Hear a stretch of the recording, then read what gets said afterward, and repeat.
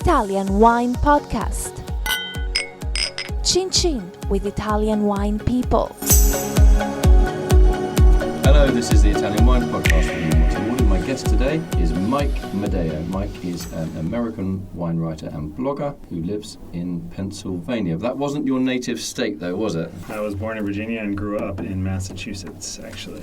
So were your parents involved in wine writing, blogging? No, not Did at they all. even have a computer? My mother was actually a home ec teacher, and so she is the one who taught me how to cook and get into food and wine. Sort of A home what teacher? Home economics. Home economics? Yes, home ec being the So you were a good baker then, were you? Yes, I'm very into cooking and more into cooking that I don't have to follow a recipe. But Well, how did you or your family end up in Pennsylvania? my dad's a physician, actually, and so we moved around a little bit. And I moved there when I was in high school. And So age-wise? maybe 14 years old. And Was that quite tough? No. It's quite a tough age to move, isn't it, at adolescence? Yeah, I mean, Is that why you became a wine blogger? You had all this angst inside you? yes. Well, I'm a very introverted person, so that's why I like to write. And it was difficult to move at that age for sure, but kids are pretty resilient, even though it was hard. It was probably harder as an adult than it is as a kid. So when did you start writing? Did you write a diary when you were small? I always liked writing in school,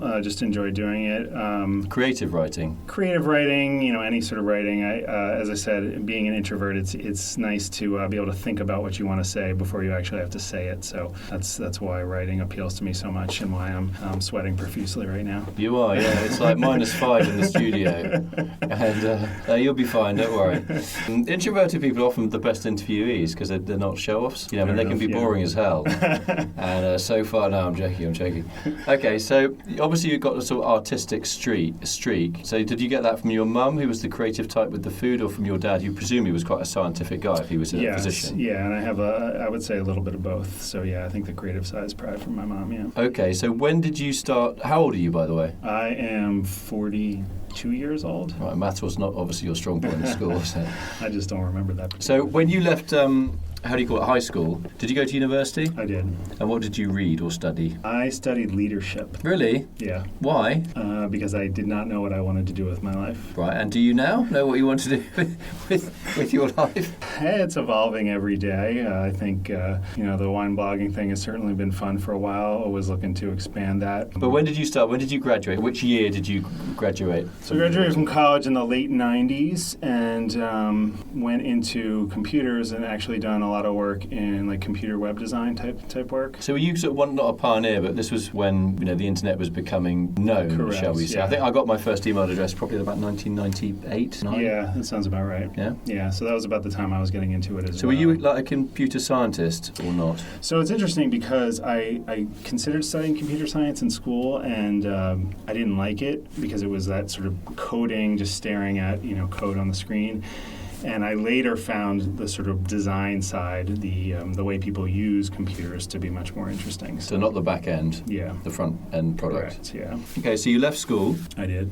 You had several job rejections. Yeah. Yes. And were there any periods after that where you literally had no job at all, or have you always been self-sufficient? Some short periods, but for the most part, I've been able to keep it going. Flipping burgers Yeah. at McDonald's. You ever do that? Not quite. Okay. No. So what was the last job you had before you became a world-famous blogger? I study, and I still do this, I study the way people use computer products. Computer product being what? A mouse or a software? No, like a website, yeah, mostly software, websites, apps, things of that nature. So when you say you study... So I'm a researcher, so I observe people using different types of products. What, secret cameras in people's houses? No, they know that they're being observed. But how does that work, though? You just track everything they do on their computer Yeah, or phone? It would be just like you and me sitting here, but I'd be looking over your shoulder as you were trying to do something on your computer. But not physically, but you're not actually physically standing over somebody, are you? I mean, you can be. Technology obviously allows us to do that remotely as well. What if someone breaks wind? You're leaning over their shoulder and... You actually want it to be as realistic as possible, so dogs barking and kids screaming is a good thing. Seriously? Yeah. I never knew people did that, honestly. Yep. So you'll literally look at what they're typing or how they're Googling, to coin the phrase? Yeah. And so what are you trying to derive from that? Trying to make the experience for them better, or to make it easier for the likes of Google or Facebook or whatever to sell advertising and products to them? I mean, it's a little bit of both because typically there's a business behind it. So who's paying you? The great Satan Google? Typically the business is paying you, but the point is to make it easier for people to use the software. And spend money. Yeah. Okay. Yeah. So you've got quite a commercial streak then. Yeah. Well, you gotta pay the bills, right? Okay. And so obviously a man with computer skills and commercial streak ends up being a blogger, which is not necessarily known for its remunerative joy. No, definitely not. So how did that start? About 15 years ago, I started writing about restaurants in the area where I lived, which is the suburbs of Philadelphia. And this was back when there were not a lot of bloggers, not a lot of content out there. It was in the days of City Search, people might remember, before Yelp, before, Urban Spoon and sites like that. So this was like early 2000s? Yeah, but 2003. And the nice thing about it then was that there was people looking online for content and not enough content out there. And I think I was blogging about restaurants, but wine blogging kind of picked up around that same time. You had some of the early wine bloggers like Aldo Yarrow, Vinography, and Terroirist, a few others. It was this sort of perfect moment where you had all these people looking for this content and there wasn't that much content out there. So if you were somewhat dedicated to it, it was relatively easy to kind of build up traffic pretty quickly. So I remember that was the first time I heard the word blog. I was at a friend's house, actually she was a master of wine, and she said, I've just started my blog. And I was like, what on earth are you talking about? I have no idea what that is. And why would you, and she explained it with why would you want to do that? For me, it was just a creative outlet. As I said, I always liked writing, and I just thought it would be fun. I actually was doing it on music a little while before that, really just to get free CDs. But did you know anything about music? I did. I mean, I went to a lot of live shows and listened to a lot of music at the time. And then sort of on a whim, I started talking about the restaurants in my area because I was sick of going online and not finding anything about them. So, and clearly there were a lot of other people interested in that, and they just started pouring in. So you started blogging. So what was your blog called? It was called Mainline Dine. Mainline Dine. Yeah. So the area I live is called the Main Line. It's like the suburbs of Philadelphia. The Main Line. Yeah. So what kind of suburb? Is it very bourgeois, middle class? Is it hickey? The Main Line is like the high-end I would have expected nothing less from a quality guy like you. Yeah, well, I live on the far reaches of it, but that's okay. Okay, so you're basically appealing to a fairly, presumably knowledgeable, safely middle class, presumably predominantly white audience for that blog. Yeah. Okay. And now you're blogging about, are you blogging about wine? Yes. Yeah. Okay, so what's your wine blog called? Well, so I'm working in a couple different places. There's a site called Palate Press. Are you familiar with that website? Yeah. You can tell us a bit about it very briefly. So essentially what it is, and it's been around for a while, but it was started as essentially a way to bring a bunch of bloggers together, posting under the same masthead, so that instead of each person having their own individual blog, let's have one place to go to get a bunch of different perspectives. So it just makes it easier for readers, isn't it? Yeah. It's like a newspaper. Yeah. With several columnists and contributors. Right. And it makes it easier for the bloggers as well because, you have this sort of group of people that are promoting your stuff. So, and also you just send the copy in and somebody else sticks it online. Well, so I'm actually serving as an editor there on the editorial board. So I'm blogging myself there and also editing and posting some of the other stuff. And my technical web design background, I'm doing that kind of stuff for them as well. Okay, so you do a bit of both. I mean, in terms of wine, when you're writing, what is the thing that really floats your boat? I obviously love Italian wines. That's why I'm here. The check's in the post. And, for me, it's always about discovering something different. And that's one of the things I love about Italy is that no matter how much you know about it, there's always something around the next corner that you haven't tried before. And so just constantly kind of looking out for the next interesting or even weird wine. Which will be what, in your view? What have you had recently that was, outside your sort of daily ambit? Well, certainly yesterday, the Grabner tasting was very interesting. These sort of oxidized orange wines aged in amphora. I'm not sure that, for me personally, I'm going to go out and buy a bunch of that stuff, but it was definitely interesting to try something a little bit different. I'm not sure how broadly appealing that's going to be to the market, although I sort of hate the whole, it's the next big whatever. whatever seems to never actually come true. I've been hearing that Aglianico is the next Barolo for years, and I'm not sure that that's ever going to happen. So yeah, although it is a sort of seen as one of Italy's three. Yeah, I mean, grapes. it's a great wine, and I love it, but it's to the point that is it going to be collectible like something like Barolo? I'm not sure we're at that point, but I sort of hope we don't get to that point because I like buying it. Yeah, I agree with you. Yeah, it's like one of those classics that. But I think you could say the same about Chianti Classico. I keep on banging on about Chianti Classico partly because it's near where I live. Yeah, you're a Tuscan guy, yeah. But it's just so undervalued. The best ones, particularly the ones that haven't been screwed up with Bordeaux grapes, for sure. Yeah, are very, very undervalued. It seems like the trend is moving away from that. That more and more people are ditching those, so that should be good as well. Slowly, I think there will still be the diehards that want to Bordeauxify. I've worked in Bordeaux. I've never seen anybody with Sangiovese in Bordeaux come to Tuscany. Right. And I see lots of Cabernet and Merlot, especially Merlot. Anyway, let's not go there. That's a whole thing. We're here to talk about you. So the Palate Press is a sort of almost like a collective of. Do you get paid? How do you guys get paid? Yeah, there's a small amount. It's not it doesn't necessarily pay the bills, but there is a small payment to bloggers based on a small amount of advertising money. So right, so it does carry advertising. So it's basically people click on the site, read an article, maybe get shown an advert, and that's how it's funded. But, I mean, that is pretty much the way that unless you either have a subscription, you pay $10 a month or whatever to log on to blog.com, whoever it is, right. Or it's the advertising. Yeah. I mean, do you feel uncomfortable? I mean, this isn't a loaded question at all. Do you feel that compromises your independence, or do you not even know or care who the advertisers are? Yeah, I mean, in that case, I think it can. In the case of Palate Press, it doesn't at all because I don't know who the advertisers are, nor do I really care. But I will say that in my history of blogging, that is something that is an issue, not only from an advertisement standpoint, but people send you free wine. And one of the reasons I got out of the restaurant game was discomfort with the idea of going to an opening of a restaurant and trying to evaluate it independently when the people sort of know who you are. And that's sort of the classic thing with the restaurant critic, wearing disguises and all that kind of stuff. But, you have the same thing in the wine space. You go visit a winery or they send you wine or whatever. And so it can be difficult to balance that. I feel like I do a pretty good job, but, there's always room for improvement. Yeah, I suppose if you visit a winery and they're not going to get out the oxidized crap that no one has ever bought, they get the best bottles out. Yeah, and I mean, sometimes you go and you love it, and sometimes you don't. It's always that's always the challenge, is that if someone has put the time into spending some time with you or sending you some wine or whatever, and it doesn't come across as well, it is tricky sometimes. I tend to try to only write about things that I like. Back when I was doing restaurants, you had to write negative reviews, and that was never a pleasant thing, but I felt like, people are going to go spend their money there. They need to, they're looking to me to tell them what to expect, and I try to be honest as I could. Did you ever get any bad feedback from restaurateurs saying, this Mike Madaio guy doesn't know what he's talking about? A lot.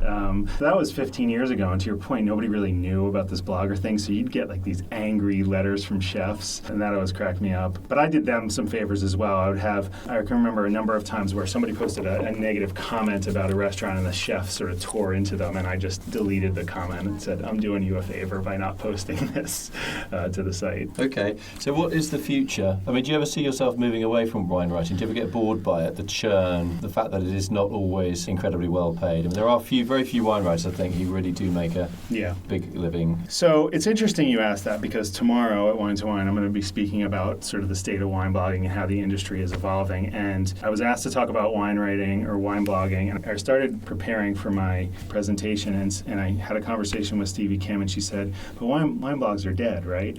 And in her always very direct way. And so in preparing for the presentation, and I'd been doing this myself anyway, just started thinking about what is next? How is it evolving? And for me, it's beyond just blogging. It's any sort of content creation I think is interesting. And there's video, there's social media, there's photography, there's so many different things. There's podcasts, obviously. So there's a lot of different ways, and I think we have to diversify ourselves to maintain sort of that interest and that influence in the industry. Doesn't that really depend on who is listening, though? Do we always know our audience as writers or creators of whatever it is, as you say, photography or an article or a podcast? Not necessarily, but I think that different people respond to different types of content. So if you're able to diversify yourself, if you have long-form text content, that's going to appeal to certain people. If you have a video, that's going to appeal to somebody else potentially. Maybe there's overlap there, but I think that long term, the people who are able to sustain in this industry will be people who are able to kind of reach different audiences. Also, if something changes, technology changes all the time. If Facebook changes their algorithm for posting videos, you don't want that to ruin everything that you've been working on. So, I've got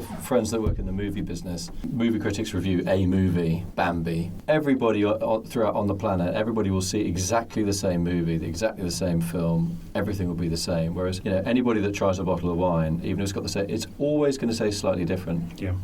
Aren't we sort of beating ourselves up by pretending that we offer some form of truth about something that is incredibly nebulous? Yeah, I agree, and that's actually why I've gotten away personally from writing any sort of reviews, giving any sort of ratings. I'd much rather just tell a story, and I think that that's really the thing that's going to connect with people most is if there's an interesting story. It's like the classic thing, why does wine taste better on vacation? Because you're on vacation. Wine's going to taste better if you know the story, if it's an interesting story and it connects to something that you're passionate about. Yeah, no, I agree with that. I kind of have mixed feelings. I really hate writing tasting notes, and I just think they're so useful for me and me only, really. Yeah, I mean, it's speaking to myself, which is fine. It's good, I'll go on Cellar Tracker and write a tasting note, but to your point, yes, other people can see it, but it's really so that I can remember it more than it is for other people. Yeah, it's interesting you talk about what about storytelling now? We have so many tools to tell stories. It's not just the written word or even the oral word. We have obviously podcasts, we have video, as well as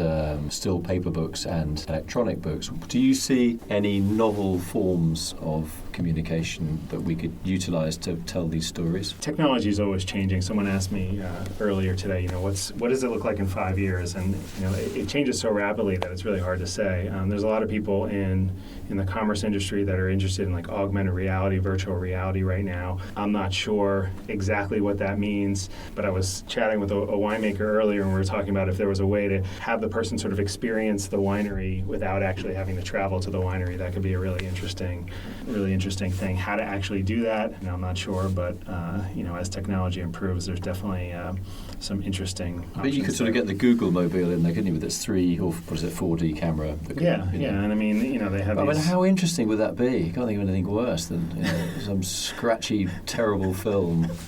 With a Google, what's it called? Google the road thing when it goes the thing. Oh, the Google Earth or whatever. Or yeah. Google. And it's Google also Maps. quite invasive as well. I mean, if the day that the camera gets there and you've just done a really shitty job in the winery, it's filthy. People think, oh my God, this terrible, looks like an abattoir on a bad day. Yeah, I mean, I would think this would be more controlled by the winery, so they could put their best foot forward. Well, that's even worse, though. They make it look spick and span, and the wine tastes like shit. I mean, so you kind of can't win, can you? Unless it's like you're literally having live feeds from wineries. Yeah, which, I mean, again, is not, I don't know, I mean, the Wi-Fi here in Italy is never very good, but... We've got 3 cameras on you at the moment.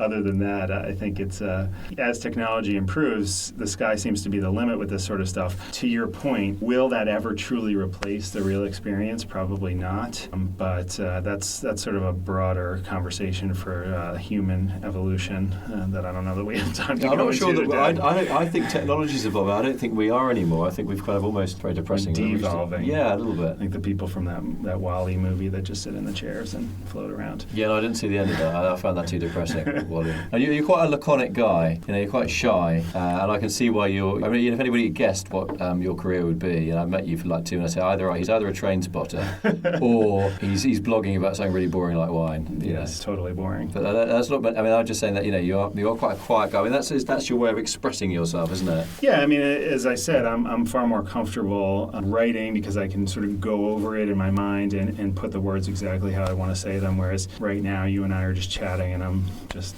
spewing at them out. No, you've done pretty well. No, you've had I mean, your career has been very. The fact that you sort of right there at the beginning almost, and taking notice of computer code and the potential that. Yeah, and I mean, one of the reasons that the wine industry interests me in general is that I feel like it does tend to run a little bit behind some other industries from a technology standpoint. And so, having worked in some other industries and seeing some of the potential of some of these technologies, and then thinking, man, there's so much opportunity opportunity here for wineries and other places like that to get some of the stuff done. And even e-commerce, as pervasive as it's become, and just sort of an assumed thing in everyday life, e-commerce and wine is still much further behind. But isn't that because wine is heavy, fragile, and subject to lots of regulation? Yeah, I mean that's a huge part of it for sure.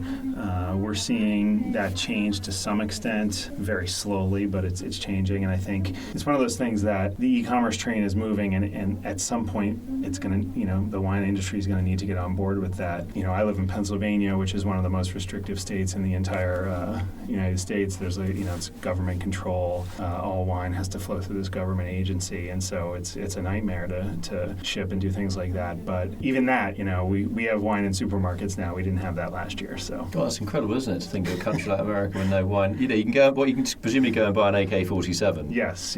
Can you that was I don't know because I've never tried, but certainly it seemed like at some point it was easier to get wine outside of Pennsylvania. It would be easier to get a gun than wine that's not sold in Pennsylvania into Pennsylvania. And maybe you should change. If you had to change state, which state would you live in? Would you live with the hippie dippies in California, or would you stay on the East Coast? It's fun. I mean, you go to California wine country, and it certainly has there's something appealing there, but there's also the East Coast were very a little bit harder, and so when I'm in California and people say, "Oh, can I help you?" What's this person's motivation? Why are they? What do they want from me?